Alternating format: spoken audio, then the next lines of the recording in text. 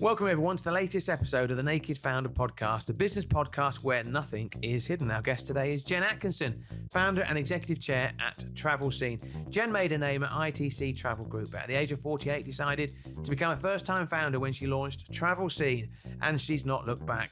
She's already grown it to a turnover of more than 20 million, but is targeting 100 million in 2 years' time. It's fair to say that Jen's had to endure her fair share of challenges along the way, including losing millions of pounds as a result of COVID and also raising 2 young children on her own. Welcome, Jen Atkinson. Great to be here, Chris. Good to see you. It's good to see you too, Jen. We always start every episode of the Naked Founder podcast with the same question. What didn't they tell you about founding a business that you wish you'd known? I think I had a romanticised idea that it was going to be exciting and dynamic because I'd run an established business. But what they didn't tell me is just how hard it is, just how hard the small stuff is when you haven't got a team and an infrastructure behind you. We're going to talk and do a deep dive into founding a business. But, you know, would you do it again? If you could turn back the clock, would you found a business at the age of 48, given what you know now? Are you giving my age away already? This Right. is a bit cheeky. Okay. Would I do it again? I mean, I think it's always easy to have hindsight, isn't it? I would probably do it differently.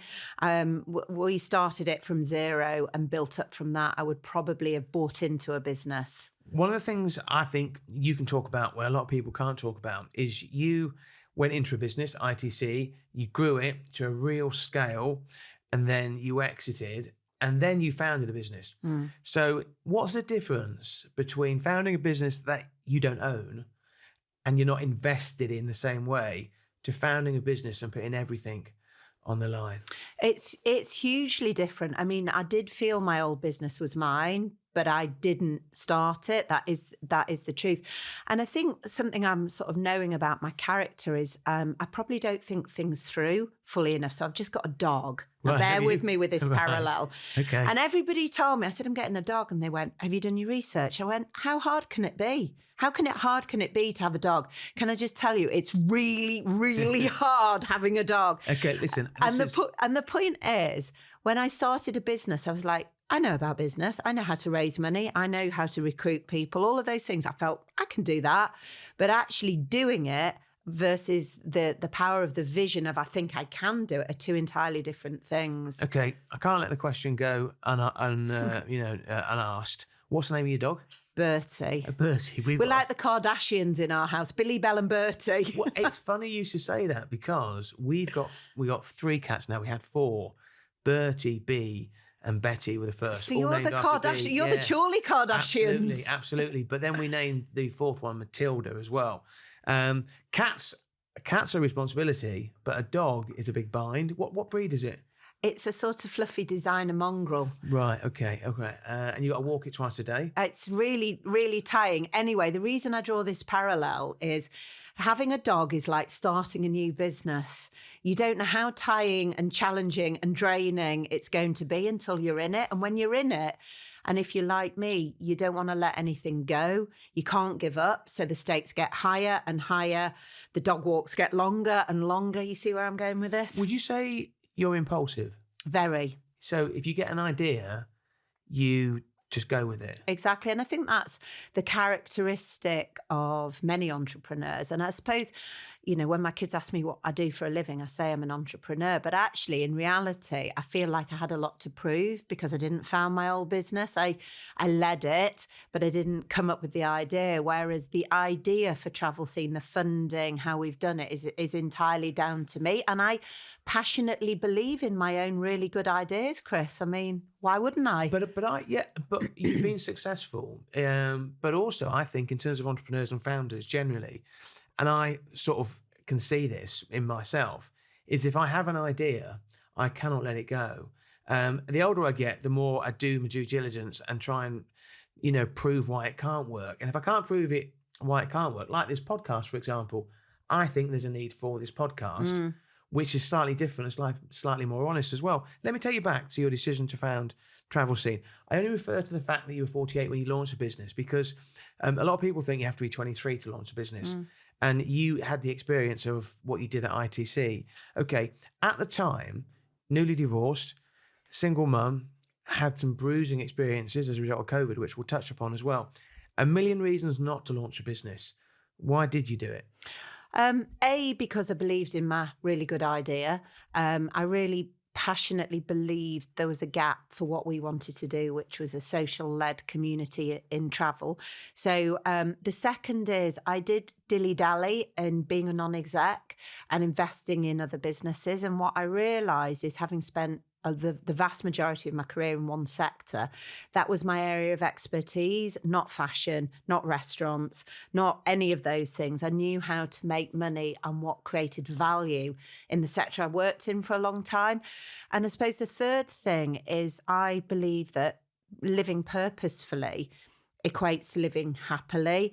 And I could not be bored. I could not retire, even though I probably could have. I needed a purpose to get me up. And I believed that if, I was in a relatively small alumni of women that had scaled a business and sold it to private equity. I think somebody told me there's only 100 women that have done that in the UK, which is a shocking stat in itself. But then to do it, to be, have what happened to me and do it again at 50 as a single parent, I think what a story to tell for other women. So to give them the grit, the confidence that it is possible. And I don't feel like age is a barrier. I mean, I've said it before, I think probably to you. I feel better at 50 than I did at 40. I mean, you're just about to tell me I look better at 50. You absolutely do. Can I say that in today's? I'm not sure, but you just haven't. Thank you very much. I received the compliment. I mean, one of the things is, there's a phrase that, people regret the things they don't do, not the things that they do. So I would rather make a mistake than spend my life sitting on the edges looking at what I might have done. You mentioned a statistic. It's something called Superscalers, where I think only 80 women in the UK have founded a business that scaled to 50 million turnover as well. Yeah, it's that. So it's a minority. It's a big minority as well. So you launched a business. Just explain the social media element to it, because that's the USP, isn't it? Yeah, completely. So I think I was pretty traditional in terms of my media consumption up until the pandemic. I'd read a newspaper. I was that person that would read a newspaper and buy a magazine and be influenced by those mediums. But when we were all locked down, I really fell in love with Instagram as a media, and it provided a real sense of connection when there was no connection. And equally, I got irritated by Instagram from a travel perspective. It was inauthentic. It was vanilla, a lot of the content. And I thought, well, I am my market. Most people that book holidays at the luxury side, it's female, it's over 40. And I know what I like to consume. So could I engage with a community of like-minded people through Instagram predominantly? So that was the basis. That's the kind of marketing platform, if you like. So to withdraw the heroin of PPC and Google AdWords and all the stuff that the travel industry is addicted to, and looking at a way of building an organic community and then targeting ads to that community and selling holidays based on a platform of buy and build of travel businesses that we've invested in and bought. And we started with relatively small investments because that was all we could afford at the time. And like with anything, it's this is the model of private equity. You buy something small, then you lend against that. You buy something slightly bigger, which is what we've done. So it's a combination of organic investment and buy and build. And you've got to 20 million turnover in no time. So let me take you back to your childhood. You're from Leeds, lived in a semi-detached house. Your mum is Austrian, Ziggy. Your dad was an academic. They met on holiday. Not the obvious pairing, I think most people would say. One of your brothers is Jürgen Meyer, former CEO of Siemens. Very successful, family in terms of what you and your brothers eventually did with your lives as well. Do you think you were always destined to found your own business? If you ask my dad, he wanted me to be a teacher or work in the public sector. He's nice and secure. He was really risk averse, really disciplined, really lived life safe, which I found utterly boring. My mum, on the other hand, was incredibly brave, incredibly spontaneous, and just backed me to do anything. And I think from a young age, I realised I probably inherited more of her genes in the non-academic sense than my dad's. And I found myself at school, I was sort of average, if I'm honest. I sort of scraped through. But I always daydreamed about doing my own thing. And even in the early days, I was kind of plotting business ideas of, where my mum worked. I was like, that would make a great shopping mall when shopping malls weren't a thing. So yeah, I mean, I think it was a combination of my mum's feisty foreign belief of always kind of taking a risk. And actually, where my dad's qualities have served me well is if you are going to be an entrepreneur, you do need to be disciplined. You need to understand the risks before you fully jump in.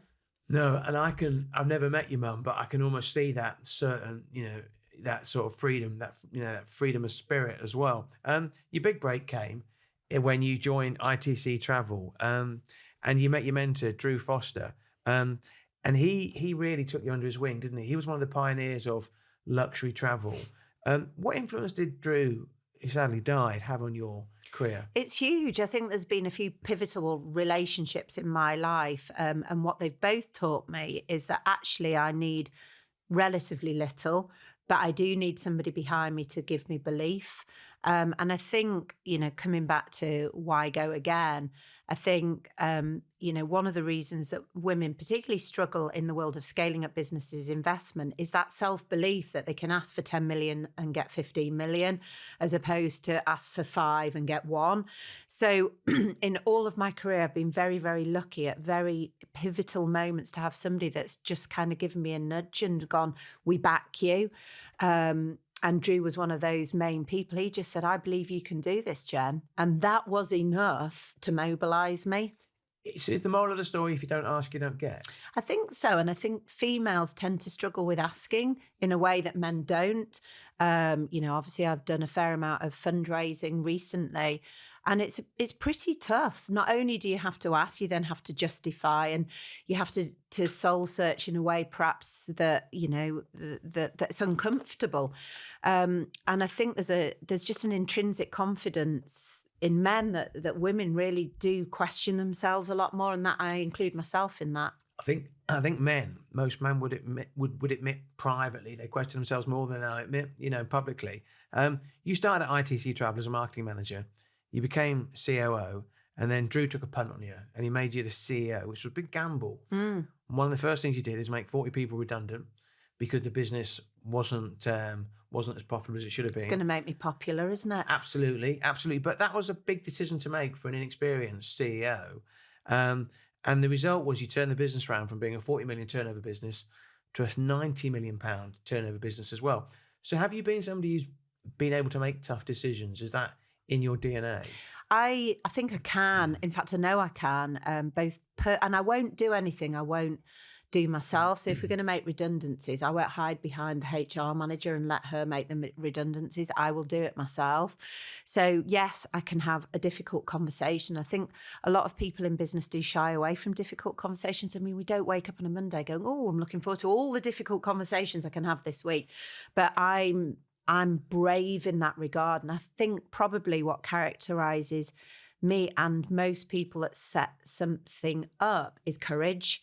And I am both personally courageous with my own self-reflection, but courageous in terms of difficult decisions and taking risks. See, I could look through your career, and we've known each other for a few years. And if you've had a fork in the road and you've had easy life, hard life, I could guarantee I could follow your track, because it'd always be the hard option. Well, you're right. And sometimes I go, well, what kind of sociopath am I? I don't need this shit. Sorry, there, I swore already. Absolutely. But it's back to your view of regret. And I take my kids to the Trafford Centre and I just look around and I go, these are people walking around the Trafford Centre who've lost the will to live, full of regret and remorse of the things they didn't do and the chances they didn't take. And I don't want to be that person. I'd rather fail dramatically than not give something a go. Your dad died the year before last, and my dad died 2 years ago. And, we were in the hospital for the last 3 days of his life, and he was 87 when Dad died. And I looked at him and I thought to myself, Dad has zero regrets. At some time in his life, he's made what some people might consider to be a selfish option, but he's always done what he wanted to do. So at the end of his life, he had zero regrets. And I always think to myself, at the end of his life, he didn't look back with any regrets as well. It doesn't mean to say it's carte blanche, to be selfish, but it just sort of taught me that he joined the Merchant Navy at a really young age. He travelled the world. He lived in America. He worked on the Queen Mary for 5 years. He got married at 33, which is relatively late. But it sort of taught me that he didn't have any regrets. And I think regrets is a really corrosive feeling. I think you're right. I mean, what I have learned, certainly in this last couple of years, starting the new business, is there is no mistakes. There's just lessons. And better those lessons and take that reflection than be bitter and regretful. And I think what I've tried to reframe, and let me be really clear, I've done things in my career that I probably look back on and go, wish I hadn't done that, wish I hadn't said that. But actually, it's taught me a lesson, or I've done it differently next time. And I think that's what's made me enjoy the process of setting up a business. Is there is no such thing as failure. There's just decisions that weren't the ones that got you to where you wanted to be. And you can't rewrite history, and a mistake's not a mistake if it's a learning, but you just learn from it for the next time. When you were at ITC, like I say, you grew it from 40 million to 90 million. Even though you didn't found the business, you were successful. You were the main reason for its success, and a £5 million profit as well. Then North Edge came in. They invested in ITC. You took half the money off the table. We de-risked yourself, which is what anybody would do in the same situation. Rolled the rest in, and then along came COVID, and effectively, your multi-million pound amount of money that you'd rolled in was worth nothing. Overnight. Yeah. What was that like? Do you know what? I didn't give it much thought. I know that sounds almost extraordinary. And just coming back to yes, I did make it successful, but so did the team around me. It wasn't just me. So I think I was going through a really difficult personal time. My marriage was falling apart, and I couldn't save it. And I think I read somewhere that business people or entrepreneurs, they think that everything can be saved. I could not understand how I could not make my marriage work. And my ex, who sadly passed away last year, it was just something I couldn't change. And I was so involved in that actually the work side of it and the wipeout side of it, it just didn't seem as important. And kids were really little. I was trying to homeschool, which I was utterly terrible at. I completely sacked myself as a parent, just as an aside. And I have realised, and one of the motivations to go back to businesses in my romantic view of the world, and we were going to do arts and crafts and do all this lovely stuff as a family unit, and I was utterly crap. My kids are way happier when I'm working because I'm a better parent. So in answer to your question, I think I probably look back now and go, God, I didn't think that through, or didn't grieve that in a way that perhaps most people would. Do you? I know a lot of successful female entrepreneurs who are divorced. Is there a reason for that? Well, I think it's probably, there's got to be. I think my experience, and obviously it's not true for everybody, is you can't be all things. You can't be a brilliant entrepreneur, perfect wife, a perfect mother, etc., etc. And, I got accused very recently, actually, of being a big character. And I'm like, well, why would I diminish my light for somebody else's insecurity? And I think typically what I've learned is big female characters are quite difficult for men to live with. And, that distraction of not being a homemaker. I know a lot of super successful women equally who are really happily married. So it's a generalisation, but certainly that was my experience. And it's a shame, if I turn back, we can ruminate all day long, was it my big career that dissolved the marriage? Who knows? Nobody knows. But it does seem to be collateral damage to a lot of high-profile female entrepreneurs. Yeah, I think you are a big character, but I think that, I don't say that as a criticism. I think, you are, when you're in the room, your personality fills that room as well. But I would say I am as well. I also think there's an element of front about it. We all have a front. We're talking about 2020, right? That was your annus horribilis. If you were doing a Queen's speech at the end of the year, that would have been front and centre of what you would have spoken about. So you mentioned you separated from your husband. COVID happened. You lost a lot of the money that you had, all the money you had tied up in ITC went. You could have hidden under a stone, decided to launch Travel Scene.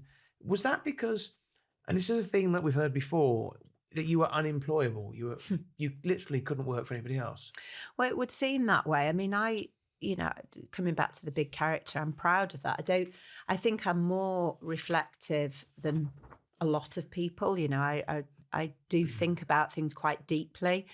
But I think what was clear to me is sitting as a non-exec might be a point in the future, but at 50, the young age of 48, 49, I felt like I had more in me than that. And then the thought of going to get a job and being employed under an organisation, having run something pretty much on my own for a very, very long time, it just felt almost impossible. So then you get the option of, well, what then? Am I going to go and work in a charity sector? Or am I going to set up a tea shop when I'm crap at making tea and I'm not very good at it? I was never a good waitress. So it leaves you limited options. And I knew, back to my earlier point, I wanted purpose. So that's kind of, and I knew the sector. And, I wanted to do it in a graceful way. Nobody admires somebody that just tries and nicks the best part of their old world. I wanted to do something that was different, that, played to my strengths, etc. So that's where it left me. But, I'm definitely a team player. I definitely get a lot out of working with people, but I definitely could not work in a PLC as an employee, in inverted commas. Yeah, I think you can be a team player and work for, and be an entrepreneur, founder, and work for yourself as well. I don't think the two, can't coexist. A lot of people have told you over the years, Jen, you've got ADHD. You've never bothered with a diagnosis. No, well, I think we've all got a bit of something, haven't we? I'm going through this with my son at the moment, and I'm sort of confused as to what to do. I think, see, I'm a child of the 70s and 80s, and there was no such thing as a diagnosis back then. You were just naughty or fidgety. I choose to use it as a superpower. I'm ultimately focused. I see the big picture. I have a vision. I sound like that. I have a dream. Yeah. But equally, it holds me back. I was sat in a meeting the other day and I was having to read some legal documents. And I turned around to one of my colleagues and I said, I literally cannot read the words on this email. I can't force myself to read that email. Because it was boring. It was just so dry and it was so long. And I just kept reading the first 3 lines and going, I'm going to make a cup of tea. I just could not force myself to do it, which is so weird. Because normally as a disciplined person, I would just force myself to read it. So I think I'm lucky as a founder that I can put people around me that can cover my bases and can do the detail and the operational stuff. They always say, like, you surround yourself by people who are cleverer than you. I find that I'm a much more effective learner through listening than I am reading. So I can read a book and I can read a page in a book. And at the end of the page, because I've literally not bought into it, I can't remember anything about the page. And I listen to something when I'm driving, whilst driving, and I can remember everything about it. So you have to work out what works for you. Exactly. You've spoken very honestly about having imposter syndrome. You've spoken about the menopause, which I think a lot of female founders are being much more open about it, but you were like a bit of a forerunner for that as well. Do you think female founders tend to be more open than their male counterparts? And is that a good thing or a bad thing? I think women generally, I mean, there's, it's a shame that we still sort of gender stereotyping, but we have more emotional intelligence overtly. I mean, you said it before, what you do privately is something entirely different. Are we more open? I think women generally talk more and generally talk openly. And certainly the women I know as leaders, they know that they're in a small alumni and therefore talk more openly about things that perhaps are uncomfortable, to give permission to for more other women to be like them. And that's kind of why do I do this when you call me with 24 hours notice? Why do I do this? A, because I like you and you're fabulous. But B, because if I can say something that connects with somebody that listens and they take a learning that perhaps there was nobody giving that advice, then I feel like it's time well spent. And as, back to my why have I set up a business? Ultimately, why I've set up a business, A, is because to prove I can, but B is in the future to give me a platform to get more women to feel like they can found their business, to have the courage to go out from their sort of comfortable PLC job, not have regrets and take a chance. You've got a son and a daughter. So Yes. when you're putting yourself out there to fail, do you think of yourself as a role model to your daughter and your son? Yeah. Or do you think more, I want to be a role model to my daughter so she hasn't got the same sort of glass ceilings that I've had to endure? Not at all. I see them as equal, but I'm really motivated to show them what it takes to get the nice things in life. We have a really privileged life. I didn't, semi-detached in Leeds. I'm not saying it wasn't comfortable. It was. Certainly weren't going on holidays to Barbados and having the lovely life that we have. And I really want to show my kids what it takes to get those things. I think we live in a world where it's all fast success. My son, or was it my daughter the other day, said, I want to be an influencer because I want to be a multimillionaire by Christmas. That's the perception that I think a lot of children these days think, is that there's a fast route to success. And there really isn't. Some people can do it really young and really quickly, but the vast majority, it takes grit, determination, resilience, courage, all of those things that we talk about. And to teach that to my kids firsthand is really important to me. I agree. I've got 2 grown-up girls and they both work really, really hard. But I said, if you want something, you've got to work it. You've got to work for it and earn it. How do you deal with failure?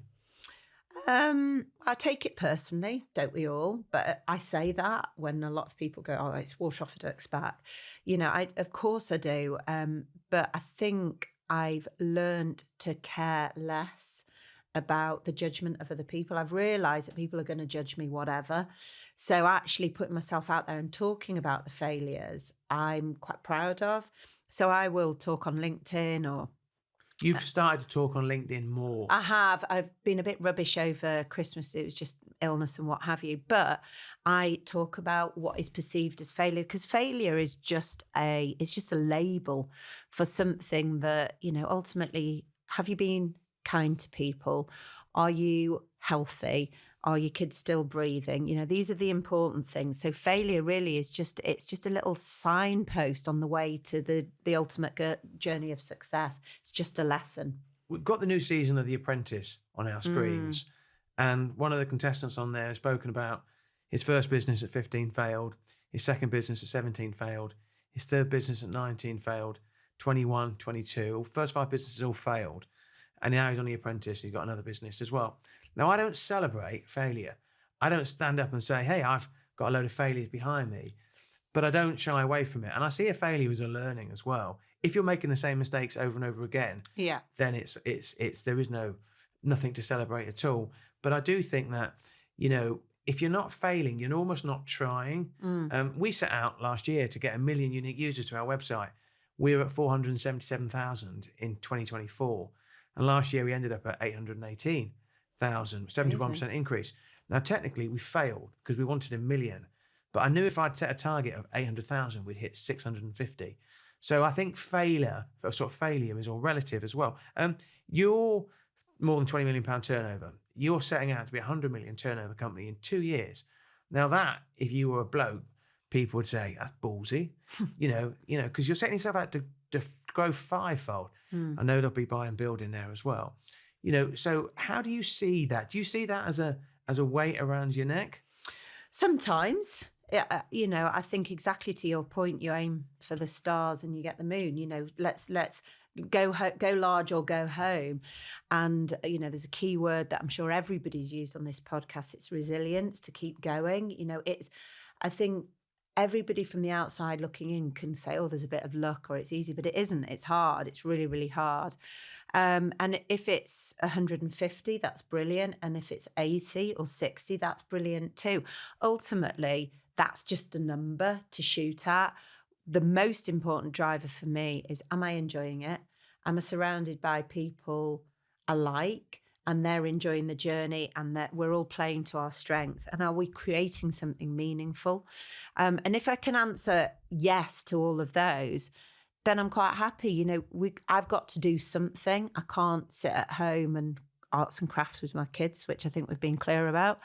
And I really, really hope that in 2 or 3 years' time, I'm sat here and go, God, Jen, you did 150. But if I didn't, then I wouldn't beat myself up either. There's a founder that I know, and he decided on New Year's Eve 2028 that he was going to knock out alcohol out of his life for the year. But he basically said, if I have a drink, once a week, that's less than I was drinking before. So I'm not going to beat myself up about it. 7 years later, he's not had a drink. But it was never if you have a cigarette, you've failed. Yeah. It was you're smoking less. What lessons have you taken from founding a business? I think the biggest lesson, which most founders, I'm sure, have shared, is about giving yourself enough funding. You know, whatever you think, I think we spoke about this, it's about like building a house. Whatever you think you need to build an extension, double it. So whatever you want to raise more. So rather, if you think you need to ask for 5 million, go and ask for 10, would be my first lesson, because everything that you invest in takes longer and costs more than you think it will. And it's better to have one of my investors wool on your back. It's better to have the wool on your back than it is to have to be back against the wall and trying to raise again. So that would be like a fundamental. The second probably is keep coming back to your why. Why am I doing this, both personally and vision? Unless there's a clear gap, a clear reason for you to exist, then don't do it. If somebody's doing it as well as you are attempting to do it, or if it's established and you can't disrupt it, then don't do it. But also have your personal why, because in those dark moments where it is hard and you've got to, remortgage your house or, take a financial risk that you don't want to, unless you're super clear about your personal why, there's just no point. It will not get you through the dark days. So probably those two things. Oh, and pick a team around you that you really like. So skills are one thing. You can have the most skilled people in the world, but are these people that you want to go and chew the fat in the pub with at the end of the day? I know that sounds a bit old-fashioned as a mentality, but are they people that you want to spend time with and want to risk things with? The choice of business partners is vital. I would use a different analogy, but a similar thinking is that I've got a co-owner of the business of Business Cloud, John Simcox. Now the thing is, if we went over the top, on the battlefield, I'd want John next to me, because if I couldn't get my gun to work, I'd get John to fix it. But I also know that John wouldn't duck a battle, and he would have my back and I'd have his back as well. But that comes over time, that evolves. You don't necessarily know that.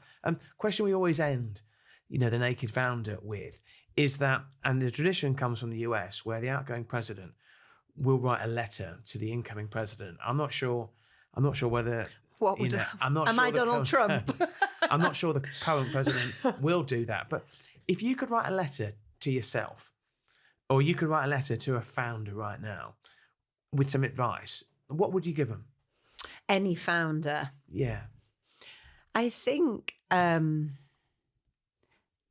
my advice would be about trusting yourself more than you listen to other people's advice. So I think ultimately as a founder, you have got to back your own story, your own narrative. And often we get lost when we are seeking approval or looking externally for that validation. So really, really sweat the business plan in terms of why am I doing that, back to my earlier point, but then back yourself. Jen, lovely having you. And it's a different type of Jen Atkinson, I think, in a sense that I'm not naked. No, absolutely. We try to attract new listeners and new viewers as well. But Jen, I really enjoyed that. You're the founder of Travel Scene, fantastic business, 20 million turnover and growing as well. That's been the latest episode of the Naked Founder podcast. If you enjoy it, please tell your friends and family to subscribe. Until the next time, my name is Chris Maguire.